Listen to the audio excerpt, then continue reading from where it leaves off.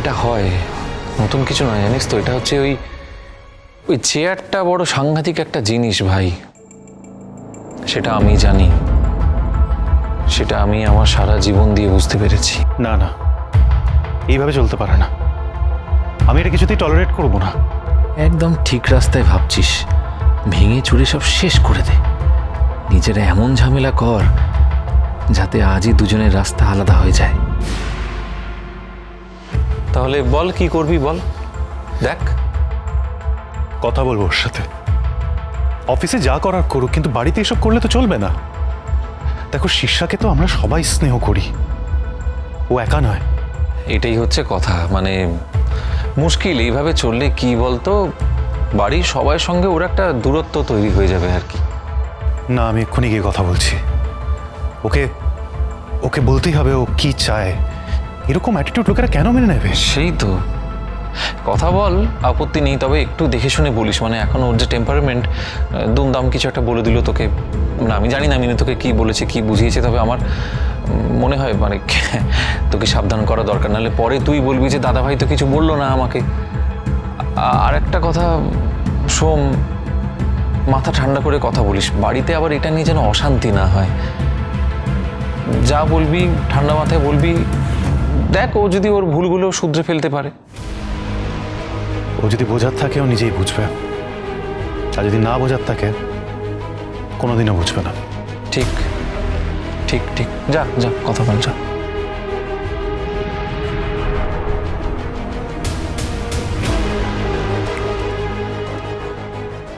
মাম্মা, তুমি একবার আমার গল্প শোনাবে? গল্প? হ্যাঁ মাম্মা, শোনাবো তো। শীর্ষাকে ছেড়ে তো এখন যেতেও পারবো না, ডক্টরকেও তো ফোনে পাচ্ছি না। ওকে বলতেই হবে একবার। এখন কেউ যদি একবার এই ঘরে আসতো। মাম্মা, তুমি একটা আমার গল্প শোনাও, তাহলেই আমি ঠিক হয়ে যাব। কোন গল্প শুনবে বলো? মনে আছে তুমি একদিন শুনিয়েছিলে রাজকুমার আর রাজকুমারী? হ্যাঁ মনে পড়েছে। রাজকুমারীকে যখন ওই রাক্ষসটা ধরে নিয়ে যেতে এলো, তখন রাজকুমার কি করলো মাম্মা? রাজকুমার তো রাজকুমারীকে ফিরিয়ে আনলো, কিন্তু ফিরে আসার কিছুদিনের মধ্যেই দুজনের মধ্যে ঝগড়া হয়ে গেল। একে অপরকে আড়ি করে দিল। কেন আড়ি করে দিল কেন? রাজকুমারী তো কোনো দোষই করেনি, তারপরেও রাজকুমার তার উপরে রাগ করে থাকলো, কোনো কথাই বলল না। এবার রাজকুমারী কি করবে বলো তো? বুঝে বললেই তো পারতো। চেষ্টা তো করেছিল, কিন্তু রাজকুমার তো কোনো কথাই শুনতে চাইছিল না। রাজকুমারী যা বলছিল তাতেই রেগে যাচ্ছিল। তারপর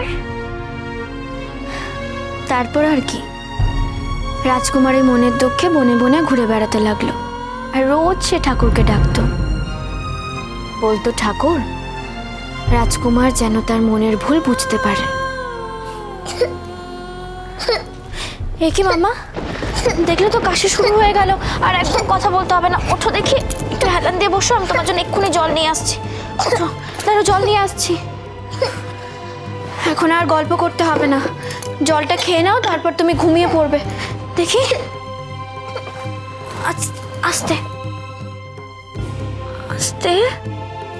এই তো, শোনা মাম্মা, ঘুমিয়ে পড়ো তো। নাও, একটু ওঠো, আস্তে শুয়ে পড়ো। মাম্মা, তুমি একটু শো, আমি একটু আঙ্কেলের কাছে যাই, ডক্টর আঙ্কেলের সাথে তো কথা বলতে হবে। আসছি মাম্মা।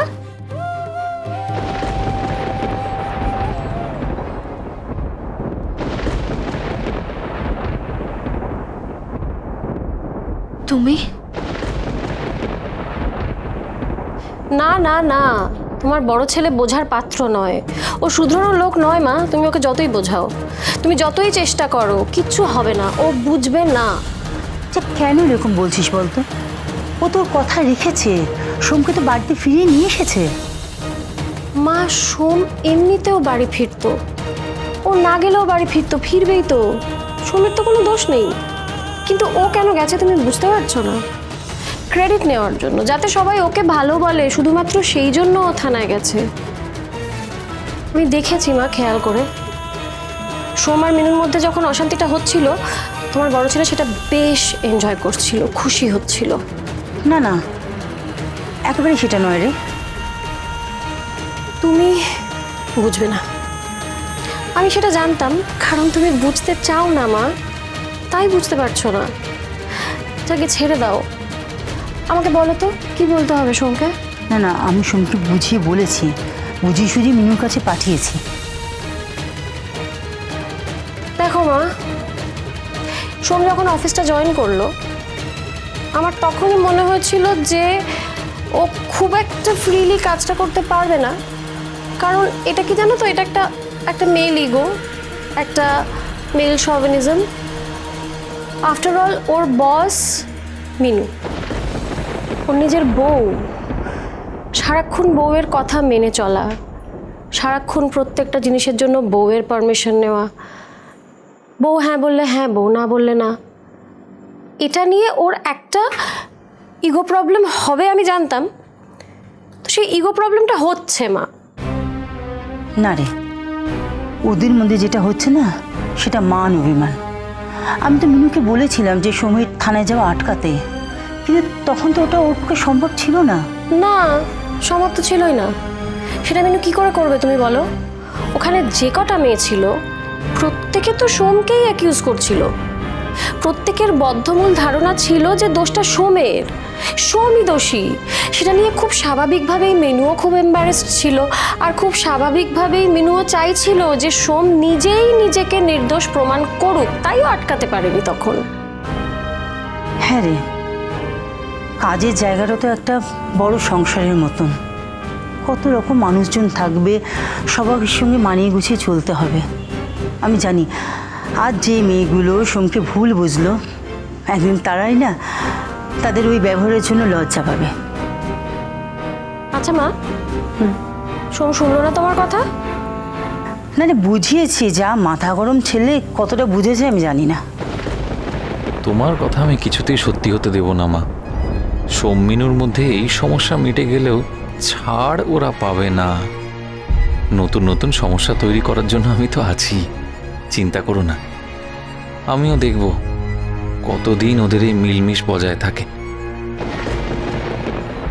তুমি এসে গেছো, ভালোই হয়েছে। আমি এক্ষুনি ভাবছিলাম তোমার কাছে যাব।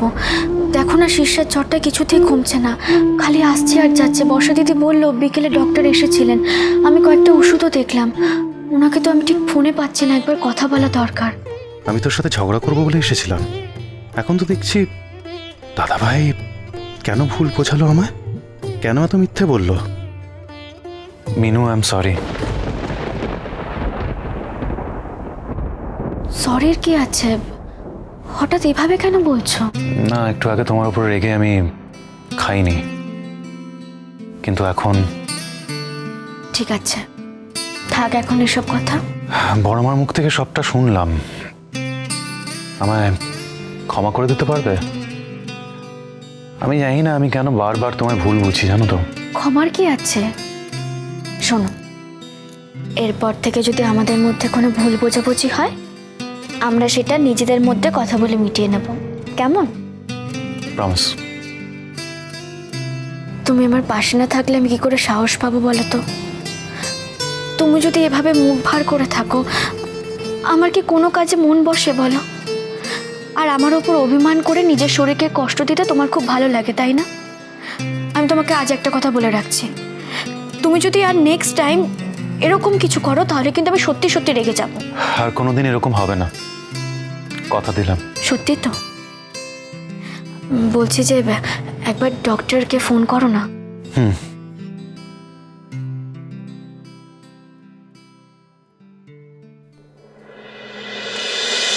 বাজলো